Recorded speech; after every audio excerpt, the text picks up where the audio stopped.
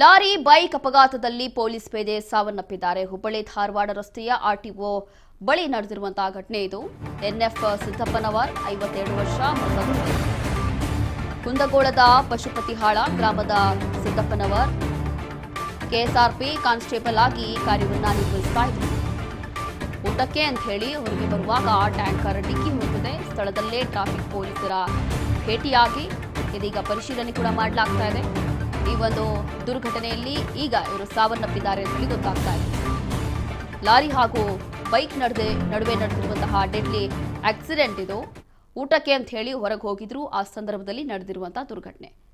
ಕುಂದಗೋಳದ ಪಶುಪತಿಹಾಳ ಗ್ರಾಮದ ಸಿದ್ದಪ್ಪನವರ್ KSRP constable ಆಗಿ ಕಾರ್ಯವನ್ನು ನಿರ್ವಹಿಸ್ತಾ ಇದ್ರು. ಊಟಕ್ಕೆ ಅಂತ ಹೇಳಿ ಹೊರಗೆ ಹೋಗಿದ್ದಾರೆ. ಆ ಸಂದರ್ಭದಲ್ಲಿ ಟ್ಯಾಂಕರ್ ಬಂದು ಡಿಕ್ಕಿ ಹೊಂದಿದೆ. ಇದೀಗ ಸ್ಥಳದಲ್ಲೇ ಸಾವನ್ನಪ್ಪಿದ್ದಾರೆ.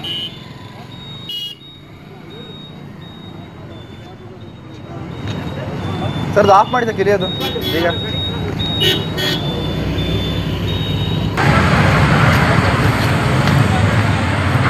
HP petroleum